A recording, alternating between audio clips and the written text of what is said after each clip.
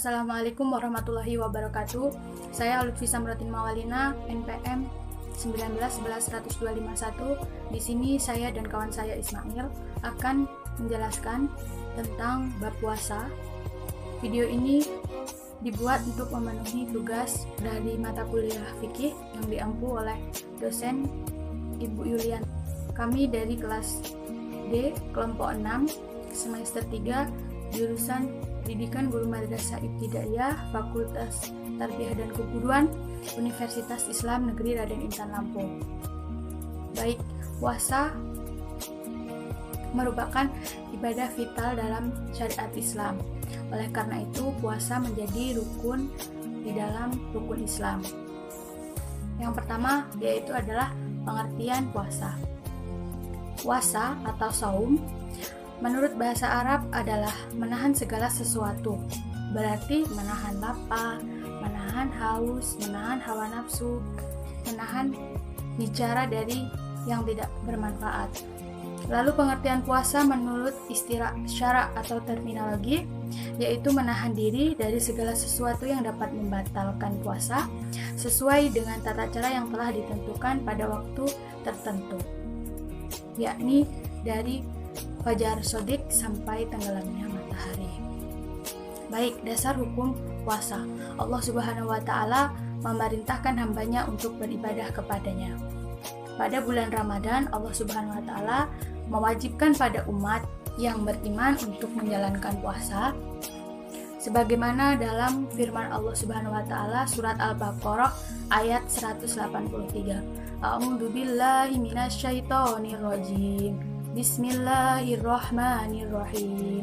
Ya ayyuhalladzina amanu kutiba alaikumusyamu kama kutiba alal ladzina min qablikum la'allakum tattaqun. Yang artinya, hai orang-orang yang beriman, diwajibkan atas kamu berpuasa sebagaimana diwajibkan atas orang-orang sebelum kamu agar kamu bertakwa. Quran surat Al-Baqarah ayat 183. Berdasarkan ayat di atas, Allah Subhanahu wa Ta'ala mewajibkan puasa kepada hamba-hambanya yang beriman, sebagaimana Dia telah mewajibkan kepada para pemeluk agama sebelum mereka. Dia telah menerangkan sebab diperintahkan puasa dengan menjelaskan manfaat yang besar dan hikmah-hikmah yang tinggi, yaitu mempersiapkan jiwa orang yang berpuasa untuk mempercayai derajat yang takwa kepada Allah Subhanahu wa Ta'ala dengan meninggalkan keinginan yang dibolehkan demi mematuhi perintahnya demi mengharapkan pahala dari sisinya. Selanjutnya adalah syarat wajib puasa. Syarat wajib puasa ada 3, yaitu yang pertama berakal. Orang yang gila tidak wajib dalam berpuasa. Yaitu yang selanjutnya yang nomor 2 adalah balik, yaitu seseorang yang sudah diberi tuntunan untuk menjalankan kewajiban sebagaimana dalam Islam. Dalam usia balik, perempuan apabila sudah berumur 9 tahun, kalau laki-laki apabila sudah berumur 15 tahun atau apabila dia sudah berhitan. Yang selanjutnya adalah syarat sah puasa. Syarat sah puasa juga ada 3. Yang pertama adalah Islam. Orang yang bukan agama Islam tidak diwajibkan menjalankan puasa. Yang kedua adalah mumayyiz, artinya dapat membedakan mana yang baik dan mana yang buruk. Yang ketiga adalah suci dari haid dan nifas. Bagi perempuan, orang yang sedang haid dan nifas tidak sah dalam berpuasa, namun berkewajiban untuk membayar puasa yang tertinggal atau mengqadha. Yang selanjutnya adalah rukun puasa. Rukun puasa itu ada 2. Yang pertama adalah niat, yaitu pada malamnya. Setiap malam harus berniat terlebih dahulu untuk berpuasa keesokan harinya. Tetapi untuk puasa sunnah boleh berniat pada siang hari asalkan sebelum matahari condong ke barat. Jadi kalau kita berpuasa Ramadan, kita itu harus menginapkan niatnya. Tapi kalau puasa sunnah, kita tidak diwajibkan untuk menginapkan niatnya. Apabila kita sahur di pagi hari itu niat juga boleh. Adapun niat dari puasa Ramadan yaitu nawaitu shauma ghadin an adai fardhi syahri ramadhana hadis sanati lillahi ta'ala. Yang selanjutnya adalah contoh niat puasa sunnah, yaitu kita Kamis, pada hari Kamisnya nawaitu shoma yaumil isnaini sunnatan lillahi ta'ala. Selanjutnya yang nomor 2 yaitu menahan diri dari segala sesuatu yang membatalkan puasa sejak terbit fajar sampai terbenamnya matahari. Yang selanjutnya adalah hal-hal yang membatalkan puasa. Ada beberapa hal yang membatalkan puasa, antara lain yaitu yang pertama makan dan minum dengan disengaja ataupun tidak dengan disengaja ya. Yang nomor 2 adalah muntah dengan disengaja sekalipun tidak ada yang kembali ke dalam perut tidak membatalkan puasa. Yang ketiga adalah bersetubuh. Yang keempat keluar darah haid dan nifas. Yang kelima gila, dan yang keenam keluar mani dengan disengaja. Yang selanjutnya adalah hal yang tidak membatalkan puasa. Adapun hal-hal yang tidak membatalkan puasa diantaranya adalah yang pertama menggunakan sifat mata atau celak dan meneteskan obat mata meskipun ada rasa pahit di tenggorokan sebab mata bukanlah saluran ke dalam rongga. Demikian juga tetes telinga sehingga yang masuk melalui mulut dan telinga maka itu membatalkan puasa. Yang kedua adalah berkumur dan mengisap air hidung dengan tidak ditekan. Dan jika ada air yang tanpa sengaja masuk rongga tidak membatalkannya, karena serupa dengan orang yang lupa. Apabila kita puasa, lupa makan sepiring, lalu ingat kalau dia itu puasa, ya itu berarti rezeki dia karena dia lupa. Yang selanjutnya adalah menggunakan suntikan untuk mengeluarkan kotoran tubuh, karena yang masuk ke dalam tubuh adalah obat bukan makanan. Di samping masuknya juga bukan dari saluran yang normal, bukan dari mulut. Yang keempat yaitu diperbolehkan bagi yang berpuasa menghirup sesuatu yang tidak terhindarkan seperti keringat, debu jalanan, sebagaimana aroma sedap yang lain. Diperbolehkan pula dalam keadaan darurat untuk mencicipi makanan, kemudian mengeluarkannya sehingga tidak masuk ke dalam rongga. Yang kelima, diperbolehkan pula bagi orang-orang yang berpuasa bangun tidur dalam keadaan junub karena mimpi atau hubungan suami istri, namun yang utama mandi terlebih dahulu setelah berhubungan sebelum tidur. Yang keenam yaitu diperbolehkan meneruskan makan sehingga terbit fajar, dan ketika sudah terbit fajar dan masih ada makanan di mulut maka harus dikeluarkan jika demikian sah puasanya. Namun jika dengan sengaja ia telah yang ada di mulutnya maka batal puasanya, dan yang lebih utama berhenti makan sebelum terbit fajar.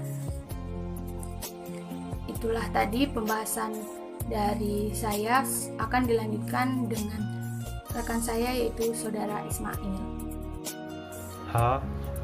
Orang yang diperbolehkan tidak berpuasa. Yang pertama yaitu orang tua yang sudah lemah. Yang kedua orang yang hamil dan orang yang sedang menyusui. 3 orang yang sakit dan tidak kuat berpuasa. 4 orang yang dalam perjalanan jauh. Hal ini sesuai dengan firman Allah Subhanahu wa taala, "Wa man kana maridun aw ala safarin fa iddatum min ayyamin ukhra." Dan barang siapa sakit atau dalam perjalanan lalu ia berbuka, maka wajiblah baginya berpuasa sebanyak hari yang ditinggalkannya pada hari-hari yang lain. Quran Surat Al-Baqarah ayat 185. Sunnah-sunnah puasa. Yang pertama yaitu menyegerakan buka puasa. Yang kedua, berbuka dengan sesuatu yang manis. 3. Berdoa sebelum berbuka puasa. 4. Makan sahur sesudah tengah malam. 5. Mengakhirkan makan sahur sampai kira-kira 15 menit sebelum fajar.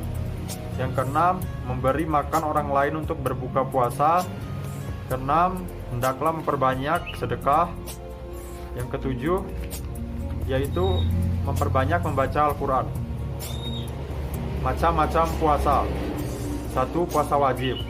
Puasa wajib terdiri dari puasa bulan Ramadan, yaitu puasa yang dilakukan pada bulan Ramadan. Puasa kifarat, yaitu puasa yang dikerjakan karena melanggar aturan yang telah ditentukan, seperti jika orang Islam tidak sengaja membunuh orang lain dan ia tidak bisa menebus dosanya. Yang kedua, jika seorang suami melakukan zihar terhadap istrinya. Ketiga, jika seorang bersumpah dengan sengaja dan kemudian melanggarnya. Yang keempat, jika seorang membunuh dengan sengaja, membunuh binatang buruan kecuali burung gagak, elang, kalajengking, tikus, anjing, dan ular. Selanjutnya, puasa nazar. Puasa nazar adalah puasa yang wajib dilakukan bagi orang yang bernazar sebanyak hari yang dinazarkan. Puasa qadha. Puasa qadha adalah puasa yang wajib dikerjakan karena meninggalkan puasa di bulan Ramadan dan harus menggantinya sebanyak hari yang ditinggalkan. Puasa sunnah. Puasa sunnah terdiri dari 1. Puasa Muharram. Puasa Muharram merupakan puasa yang dilakukan pada bulan Muharram. Di bulan-bulan tersebut, manusia dilarang menzalimi diri sendiri dan melakukan perbuatan dosa. Yang kedua, puasa 6 hari bulan Syawal. Puasa ini merupakan puasa yang dilakukan pada bulan Syawal. Jika kita melaksanakan puasa Syawal, maka kita akan mendapatkan pahala seperti berpuasa setahun penuh. Ketiga, puasa tanggal 9 Zulhijjah atau Arafah dan tanggal 8 Zulhijjah Tarwiyah. Puasa ini dilakukan pada 2 hari sebelum Idul Adha tiba. Yang keempat, puasa bulan Rajab merupakan puasa yang dilakukan pada bulan Rajab. Yang kelima, puasa Senin Kamis merupakan puasa yang dilakukan pada hari Senin dan Kamis. Yang keenam, puasa Daud, yaitu puasa yang dilakukan seperti Nabi Daud, yaitu puasa sehari puasa, sehari tidak berpuasa. Puasa bulan Syaban adalah puasa yang dilakukan pada bulan Syaban. Puasa makruh. Puasa makruh terdiri dari 1. Puasa seumur hidup. Para ulama berbeda pendapat tentang hukum puasa seumur hidup. Mayoritas ulama berpendapat tidak mempermasalahkan hal tersebut apabila seseorang tersebut tidak berpuasa pada hari-hari terlarang seperti 2 hari raya dan hari-hari tasyrik. Yang kedua, puasa hari Nairuj dan hari-hari sejenisnya dari hari raya kaum musyrik. Makruh menghususkan hari Nairuj dan hari raya kaum musyrik lainnya dengan puasa, karena itu adalah hari-hari yang diagungkan oleh orang-orang kafir. Puasa haram. Yang pertama yaitu puasa pada 2 hari raya. Rasulullah melarang berpuasa pada 2 hari raya, yaitu hari raya Idul Adha dan hari raya Idul Fitri. Yang kedua, puasa pada hari tasyrik. Yang ketiga yaitu menyambut bulan Ramadan dengan berpuasa 2 hari atau sehari atau Yaumusyak. Nabi melarang menyambut bulan Ramadan dengan berpuasa sehari atau 2 hari sebelumnya, kecuali bila hari itu bertepatan dengan hari yang biasa ia melakukan puasa. Misalnya, ia biasa berpuasa Senin dan sehari dan berbuka sehari, atau ia biasa berbuka hari Senin dan Kamis atau yang lainnya.